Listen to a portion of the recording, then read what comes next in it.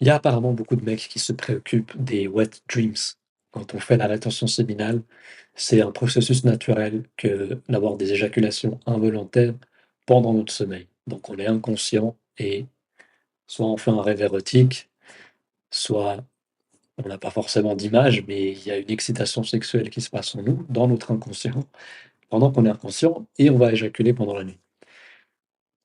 Moi, ça m'arrive aussi comme tout le monde. Je suis pas, ça fait pas méga longtemps que, voilà, j'ai eu ma plus grande phase de rétention séminale pendant 5 mois, dans cette, hem, 1 partie de l'année 2024.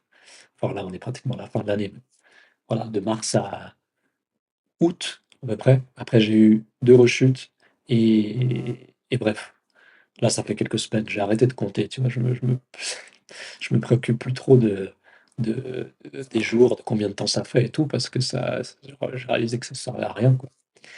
Et et puis je m'en fous, en fait, finalement. Mais voilà, je suis toujours je suis OK, je rechute, mais c'est pas pour autant que, tu vois, je continue à pratiquer la rétention séminale et je fais ce qui me paraît juste et c'est tout. Mais donc les wet dreams, moi, par exemple, j'en ai eu dans l'espace de ces 5 mois de rétention, j'en ai eu entre 3 et 5, je sais plus, peut-être 4, un truc du genre. Et en principe, ils surviennent parce qu'on a il peut y avoir plusieurs raisons.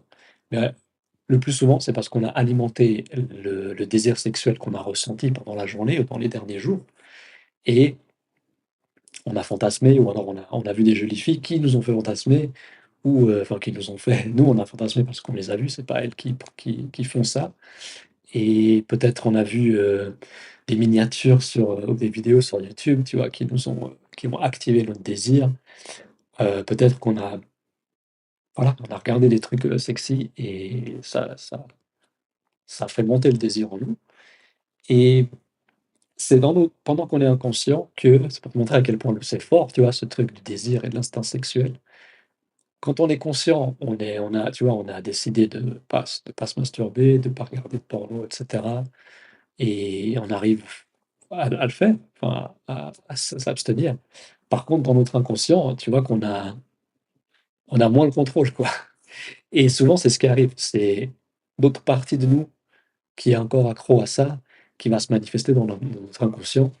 Mais il y a aussi des fois où, peut-être tu l'as remarqué, je l'ai déjà dit dans d'autres vidéos, c'est l'envie de pisser qui active notre désir sexuel, qui nous excite en fait, enfin qui active l'excitation parce que c'est un peu une supposition que je fais, j'ai pas été vérifié, mais de ma propre expérience et des témoignages d'autres personnes, même d'une fille, hem, on peut tirer cette conclusion.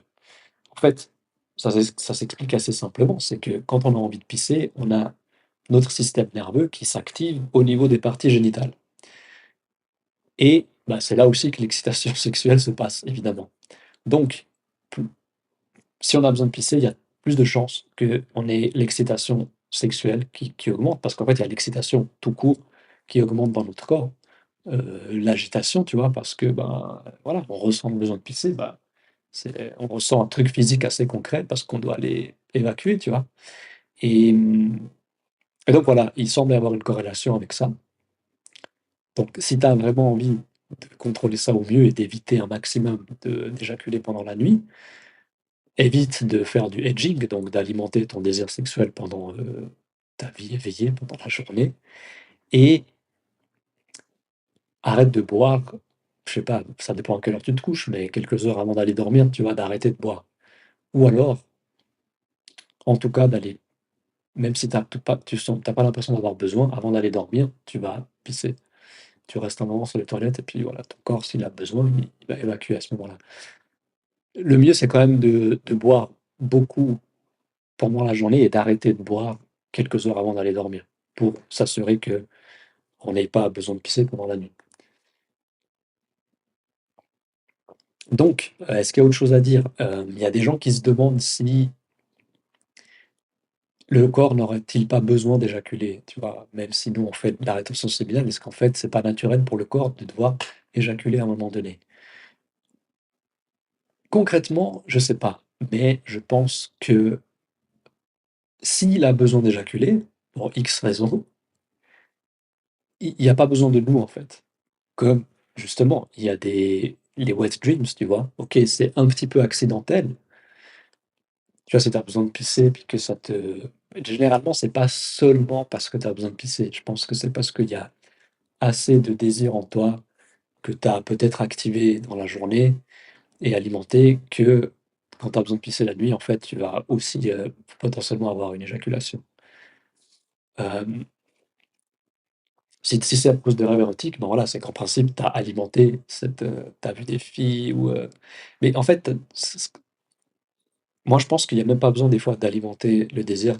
Il suffit d'avoir vu des choses malgré nous, donc des jolies filles qu'on a croisées, sans faire exprès, on est tombé sur des photos sexy sur Instagram, heu et ou ça peut être sur YouTube, tu vois? Ou alors une scène de sexe dans un film, d'action, tu vois? Et peut-être ça peut être juste qu'on a accumulé trop de stimulation dans la journée. Tu vois? On est accro, que tout le monde est accro à la stimulation aujourd'hui un peu, tu vois? À différents degrés, que ce soit en écoutant beaucoup de musique, en faisant beaucoup de sport, en en étant tout le temps avec des gens, en sortant tous les soirs ou tous les week-ends, en allant dans des clubs et boire de l'alcool et s'envoyer de la musique à plein volume dans les oreilles, prendre différentes substances, regarder des films d'action, des films trop stimulants, être accro aux vidéos sur YouTube, à TikTok et compagnie. Tout ça, c'est de la stimulation qui est bien trop élevée par rapport à ce que le corps a été enfin, ce dont le ce que le corps est capable, en fait, de supporter en restant évidemment, il supporte tout ça plus ou moins, hein, mais on devient instable, on a un déséquilibre et les gens qui sont plus sensibles s'en rendent compte plus vite que les autres et donc qu'est-ce que je voulais dire encore par rapport aux wet dreams? C'est que donc on a parlé, ça peut être l'envie de faire pipi. Oui, je pense qu'à un stade, on a plus de wet dreams. Quand on a vraiment transcendé le désir, l'instinct sexuel et qu'on est devenu vraiment maître de nous-mêmes sur ce point-là. Mais ça veut dire aussi qu'on a atteint tu vois, tout est corrélé, c'est pas juste: «J'arrête le PMO», tu vois? J'arrête le porno, j'arrête la masturbation, j'arrête les orgasmes ou en tout cas, c'est très rare que je me permets d'avoir des orgasmes et je le fais avec avec des partenaires. Hem, En principe, on arrive à je pense qu'on arrive à transcender. En fait, non, il y a pas de je pense, il y a rien d'absolu. Je pense qu'il y a des gens qui peuvent être complètement accros au sexe et peut-être accros à rien d'autre. Même si j'ai du mal à y croire, mais il me semble avoir lu des commentaires sous certaines vidéos, pas les miennes, mais sur d'autres chaînes, qu'il y a des gens qui ont vraiment l'air d'avoir, 1 ou 2 addictions vraiment et rien d'autre, tu vois? Ou alors elles ont éliminé toutes les autres et il leur en reste une ou 2, tu vois? Qui sont vraiment fortes. Donc ce que j'allais dire, ça tient pas forcément la route. J'allais dire que c'est notre excitation sexuelle est fortement corrélée à l'excitation tout court et à la stimulation qu'on accumule, qu'on se procure, par d'autres moyens. Il y a clairement une forte corrélation, mais voilà, on peut avoir une seule addiction, puis pas en avoir d'autres. Ça a l'air, possible. Oui, juste pour conclure ce truc sur le corps éjacule s'il en a besoin. S'il en a besoin parce qu'on s'est trop excité en principe, tu vois? Ou alors qu'on a besoin de pisser, puis que c'est l'envie est trop forte et je sais pas, mais comme je l'ai dit, si on a envie d'éjaculer, si on éjacule dans notre sommeil parce qu'on a besoin de pisser, je pense que c'est aussi parce qu'on a de l'excitation sexuelle qui a été alimentée, un désir qui a été alimenté avant ça, pendant qu'on voilà, quand on était conscient ou à travers un rêve. Mais, tu vois, si vraiment le corps avait un besoin naturel, tu vois? C'est des gens qui disent: «Ah si on» c'est des gens qui croient que enfin les mecs du coup qui croient qu'ils vont avoir le cancer de la prostate s'ils éjaculent pas souvent. Tu crois vraiment que si c'était indispensable d'éjaculer pour éviter d'avoir le cancer, le corps il s'en occuperait pour nous, tu vois? On n'aurait pas besoin de se masturber. Parce que pour respirer c'est vital, tu vois? Si tu peux pas arrêter de respirer et tu respires pas consciemment. Tu peux respirer consciemment, c'est même conseillé, c'est une forme de méditation, ça peut nous aider à nous calmer, mais Là, depuis le début de la vidéo, j'ai pas respiré consciemment à aucun moment, tu vois? Pourtant je respire. Je parle, je respire en même temps, tu vois? Et là, je prends une inspiration. Là, j'expire pendant que je parle. Eh bien, tu vois, le corps, ces choses-là qui sont fondamentales et vitales, respirer, éliminer à travers, quand on va aux toilettes pour déféquer, pour pisser, quand on a besoin de vomir parce qu'on a une intoxication alimentaire ou qu'on est malade, quand on éternue, tu vois? Tout ça, c'est on fait pas ça consciemment. On n'a pas besoin de se dire: «OK, alors là, je vais aller aux toilettes et tu vois, je vais faire un effort pour, des fois oui, des fois il faut faire des efforts si, je sais pas, si on est constipé ou quoi et encore non, on prend un truc, laxatif et puis on règle le problème autrement, tu vois? Mais sans m'égarer, tu vois, je veux revenir, le corps s'il avait vraiment besoin d'éjaculer parce que c'était une fonction vitale, il le ferait, sans qu'on ait besoin de s'exciter, de se masturber et cetera, tu vois? Et un dernier truc, tu vois, si on se disait: «Pourquoi le corps aurait besoin d'éjaculer?» Est-ce qu'il y aurait un truc à éliminer à travers l'éjaculation? Mais non, parce qu'on donne la vie à travers ça. J'ai besoin de boire. On donne la vie, enfin, on a le potentiel putain, j'ai vraiment trop parlé aujourd'hui. Quand on éjacule, on est censé donner la vie. Donc tout ce qu'il y a dans l'éjaculation, c'est c'est de la force vitale. C'est pas du gaspillage, c'est pas des toxines, tu vois? Il y a pas de toxines. Est-ce qu'on donnerait vie à un être humain avec des toxines qu'on expulserait de nous? Ça a aucun sens. Bref, j'ai pas besoin de m'étaler, je pense que tu vois où je veux en venir. Et donc ça marque le enfin, il faut surtout la préserver, notre énergie, c'est tout. Si on fait de la rétention séminale, c'est parce qu'on a senti à un moment donné, comme je me suis peut-être pas exprimé encore assez sur ce point de cette manière-là, mais j'essaie pas de convaincre qui que ce soit de faire la rétention séminale, mais ceux qui regardent ces vidéos, qui les cherchent, soit ils ont une intention de choper des filles ou de d'avoir des gains au sport ou des gains financiers ou faire créer un business, donc ils ont envie de canaliser leur énergie ou ils ont envie, je sais pas, ils croient qu'ils vont pouvoir attirer des filles, ça a l'air plus ou moins vrai. Maintenant, peu importe. Moi, je fais pas ces vidéos pour ces gens-là, tu vois? Je fais ces vidéos pour les gens qui sont sensibles et qui, à un moment donné de leur vie, ils ont réalisé: «Je crois que, je sais pas, physiquement, je me sens pas très bien quand j'éjacule ou quand je le fais trop souvent en tout cas et je pense que j'ai l'intuition en gros, c'est une intuition qu'ils ont, qu'il vaudrait mieux que je contrôle ça». Je fais ça pour ces gens-là. J'ai eu le même cheminement et en fait, le plus important, c'est qu'on perd énormément d'énergie dans l'excitation. Presque plus, j'ai envie de dire, que dans l'éjaculation.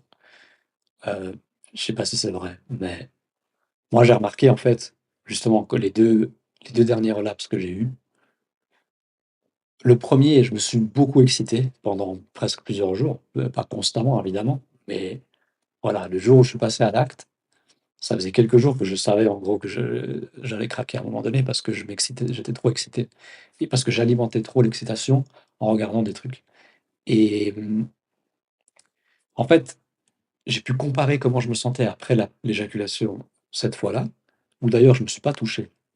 J'ai j'ai juste été tellement stimulé, visuellement que j'ai pas eu besoin de enfin, j'ai pas eu besoin de me toucher parce que j'ai choisi aussi de pas me toucher, tu vois?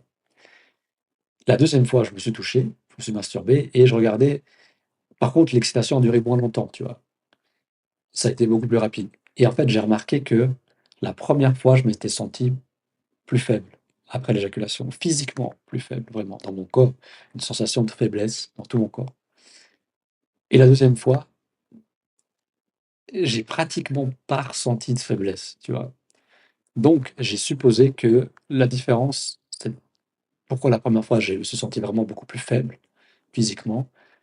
Je pense que c'est parce que j'ai brûlé trop d'énergie dans l'excitation. Je me suis excité pendant trop longtemps et trop intensément, tu vois? Et c'est pas enfin, c'est facile à comprendre, hein. Si tu fais du sport, si tu fais 1 heure de sport avec une intensité, on va dire à 90, tu vas être plus fatigué que tu vas dépenser plus d'énergie que si tu avais fait 30 minutes de marche dans les bois, tu vois?